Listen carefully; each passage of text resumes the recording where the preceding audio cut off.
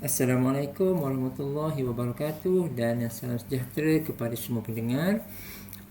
Video kali ini kita akan bincangkan mengenai comparison test for improper integral.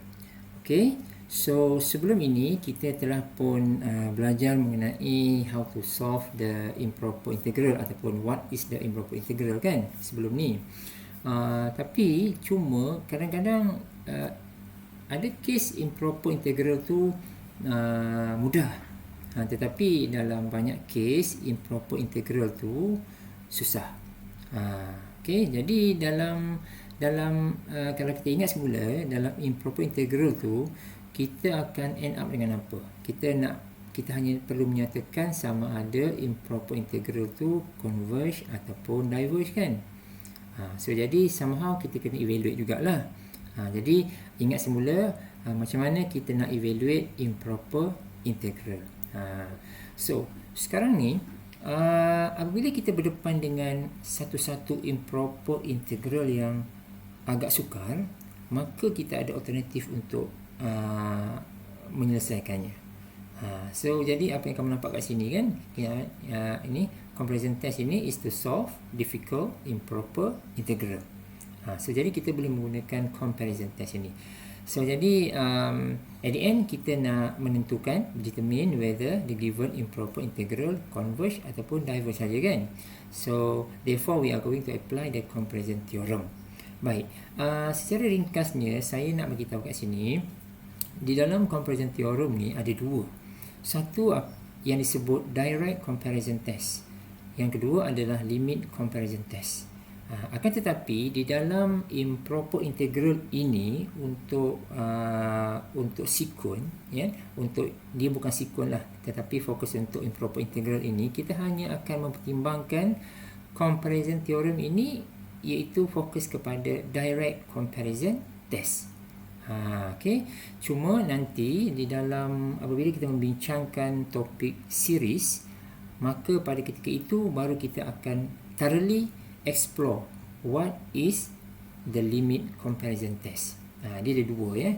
Comparison theorem ada dua. Direct comparison test dan limit comparison test. Cuma untuk kali ini kita hanya akan membincangkan direct comparison test ya. Okey. Ini satu perkara. Yang seterusnya, basically apabila kita bercakap tentang comparison theorem, nama pun ada comparison kan. Jadi bila kita berkata tentang comparison, of course kita nak membandingkan satu fungsi dengan satu fungsi yang lain. Alright. So mudah cerita, kita akan ada dua fungsi. Akan ada dua fungsi. Macam ni lah, fx dan gx. So macam ni lah. So jadi salah satu fungsi ini sama ada f ataupun g adalah fungsi yang diberi dalam soalan, iaitu fungsi bagi improper integral lah, sama ada f ataupun g, itu tak kisahlah. Cumanya kalau kita diberi f, maka kita kena dapatkan g. Nanti kita tengok ya macam mana kita nak dapatkan g tu, dia ada cara dia. So andai kata kita dah ada dua fungsi tersebut ya, the given function of the improper integral satu, lepas tu kita dapatkan pula satu lagi function based on fx ni juga, sebenarnya kita dapat gx lah ya.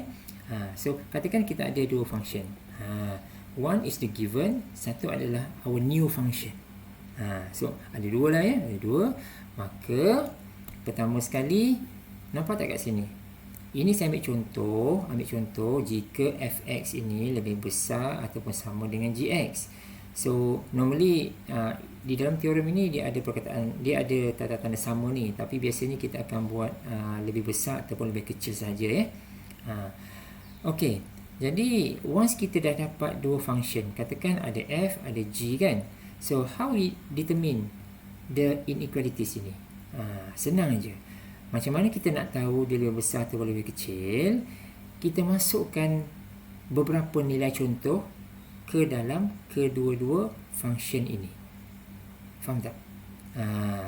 Ini katalah fx ni adalah the given function. Lepas tu kita akan dapatkan gx, our new function. So macam mana kita nak tahu dia lebih besar atau lebih kecil? Kita masukkan nilai. Nilai contoh je, katakan x sama dengan 2 katakan. Cuma masukkan sini. Berapa nilai dia? Katakan 10. Lepas tu x sama dengan 2, cuba masukkan ke dalam gx ni pula.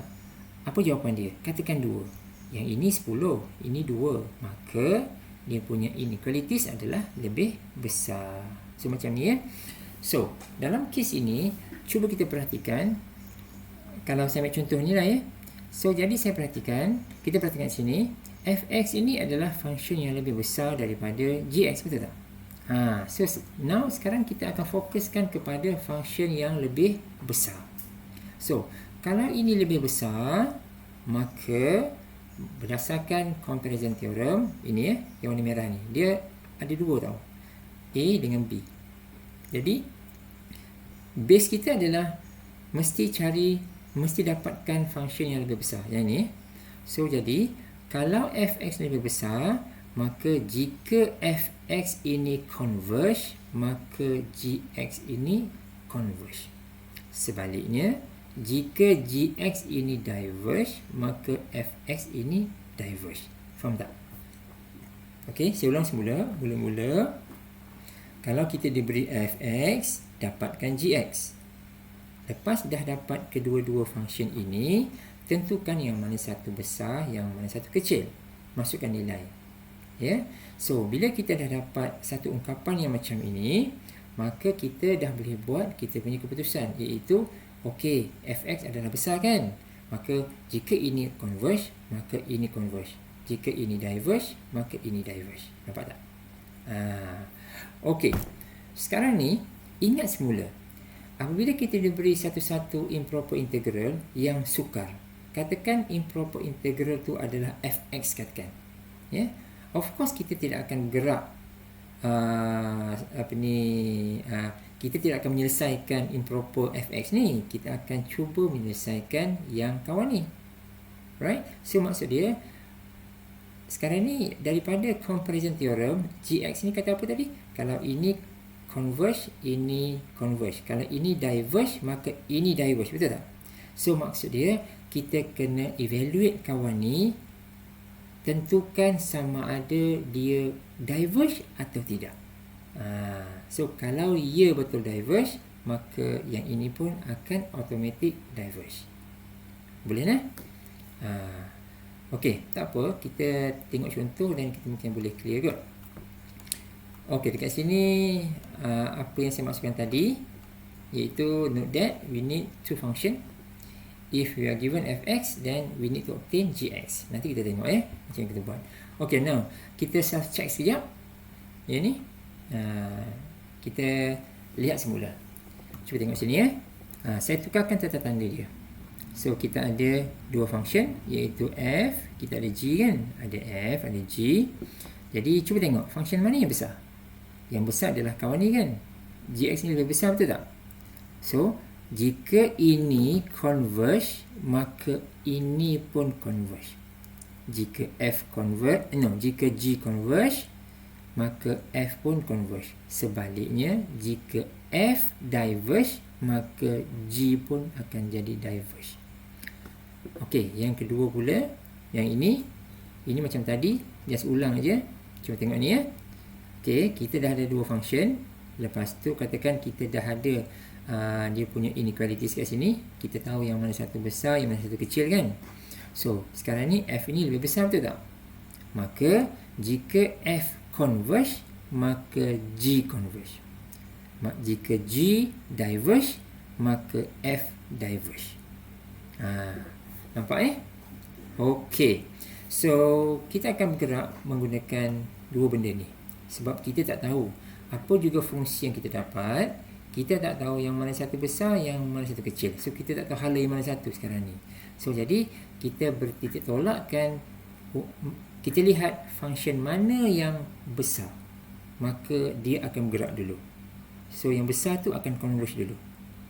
Macam ni kan, f ni kan lebih besar daripada g kan. Maka f converge, g converge. Yang ni pun sama juga. G kan lebih besar daripada F, maka G converge, maka F converge. Macam tu lah. Alright. Okey, kita tengok satu contoh kat sini. Soalan dia mudah je. Tak. Soalan ni tak susah. Soalan ni tak mudah. Sebab tu kita perlukan comparison theorem. Okey, soalan ni ada macam ni ya. Show that the integral ini is divergent. Okey, kita nak tentukan integral ini adalah improper integral sebenarnya. Macam mana kita tahu dia improper integral? Tengok sini. Dia ada infinity kan dalam salah satu selang dia. Nak tentukan this improper integral is divergent. Okey, first of all kita nak gunakan comparison theorem. Okey, so sekarang ni bila kita nak menggunakan comparison theorem, kita perlukan dua function. First adalah function yang ini. This is the given function. Tapi jangan lupa ya, kita tidak akan evaluate this improper integral tau. Ini susah. Kita kena evaluate yang kawan dia, yang function yang satu lagi tu. Tu kena ingat tu. Right? So now, ini adalah the original function, the given function, which is difficult. So now, macam mana kita nak generate our new function tu? Kita buat macam ni. Tengok ya. Saya besarkan sikit. So, kita build upkan satu persatu. So, kita tahu 1 tambah eksponen power of X adalah lebih besar daripada 1. Ya.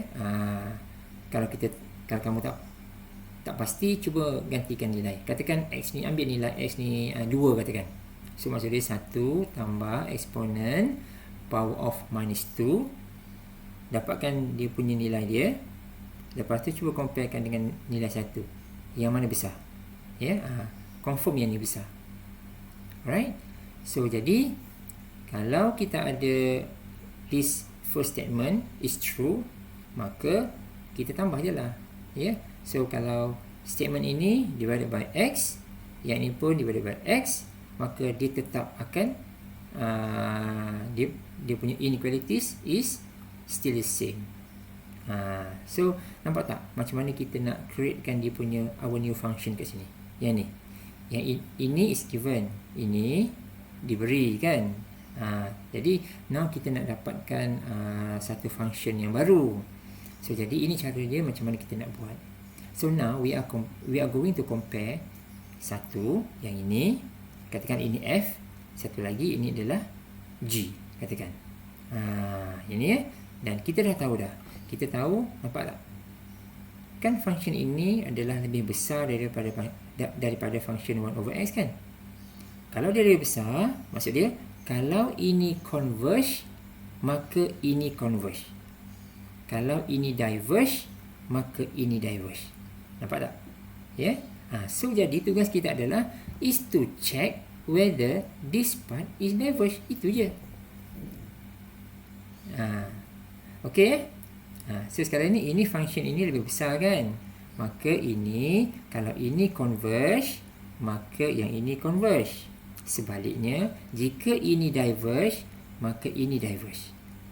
Jadi tugas kita sekarang adalah to evaluate this part, tentukan betul tak dia diverge. Itu je. Kalau betul diverge, maka settle. Yang kawan ini pun akan diverge juga. Boleh tak? So, now our task is to evaluate this. Kira lah ni. Ya, kita hanya perlu kirakan yang ini. Evaluate this. Nilaikan ini. Dapatkan nilai dia. Apa jawapan dia. Jadi kita pun buat satu persatu. Inilah. Ini adalah jalan kerja bagi untuk menyelesaikan improper integral. Nampak tak yang warna merah-merah tu? So, the infinity is the problem kan. Pasal dia ada infinity. Jadi, kita replacekan dia. Jadi, A sini. Lepas tu, kita integrate seperti biasa. Ini dalam dalam video sebelum ni, saya dah terangkan macam nak buat. So, saya pendekkan cerita. Kita akan dapat jawapan dia sebagai infinity. Okay. So boleh tengok kat sini lah ya. So kita dapat jawapan ni sebagai infinity. Maka bila dapat infinity, maka the improper integral is divergent. Okey lah tu, itu yang kita nak. Right? Jadi kita lihat semula divergent kan. Sini tengok yang ni. Oleh sebab yang ini divergent, maka yang ini pun kita boleh kata ia juga adalah divergent. Okey. Okey, kita pergi kepada soalan kedua pula. Contoh kedua, kita lihat. Ini our second example. Macam ni. Show that the given improper integral is convergent. Tadi divergent kan? Ini convergent. Kita nak tengok. Okey, now. Sekarang ni kita ada satu function. This is the given. Ini diberi lah. Is given lah. Is given. Now we need another function. So macam ni kita nak buat. Nampak Ini kita buat pelan-pelan tau. So sekarang ni cuba tengok X kuasa 2 lebih besar daripada X. X kuasa 2 lebih besar daripada X. Kalau minus X kuasa 2, dia akan jadi lebih kurang daripada minus X. Dan seterusnya, kalau kita ada eksponen, dia akan jadi lebih kecil daripada eksponen yang kawan ni. Ini macam mana kita nak generatekan our new function. Okay, so ini kita belajar pelan-pelan. Jadi perhatikan kat sini, statement kat sini, yang ini, nampak tak? Kita dah ada dua function tau. Function yang pertama yang kat sini, function kedua adalah yang ini. Sekarang ni, perhatikan, function yang ini, eksponen power of minus X ini adalah lebih besar daripada kawan ni. Maka kita akan start di sini. So, jika ini converge, maka ini converge. Kalau ini diverge, ini diverge. Jadi kita ambil statement pertama tadi tu. So jadi statement pertama tu adalah jika ini converge, maka ini converge. Maka we need to check whether it is converge or not. Hopefully is converge lah kan. Jadi kita kena check lah apa-apa pun. Jadi now we are going to evaluate yang ini. Jadi ini adalah cara dia. Kamu boleh lihat. We are going to evaluate the improper integral. So take note dekat sini sini A kat sini. Cara kita nak buat, cara penulisan dan sebagainya sangat penting. Jadi apabila kita menyelesaikan dia, ini buat satu persatu, kamu boleh lihat. Kita pergi pada jawapan dia, betul tak kita dapat converge, betul tak dapat nilai. Bila kita explore satu persatu kat sini, kita akan dapati jawapan dia adalah 1 convergent. Right? Macam contoh sebelum ni kita dapat infinity kan, maka dia diverge lah. Ini kita dapat satu nilai 1. Kosong pun tak apa, dapat negatif pun tak apa. Dia jangan dapat infinity saja. Jadi kita telah pun menentusahkan dia adalah convergent. Maka tengok sekejap kat atas ni. Yang ni kita diminta check whether it is converge atau tidak kan. Jadi kita dah buktikan tadi dia converge. Maka oleh sebab ini converge, maka yang ini pun converge.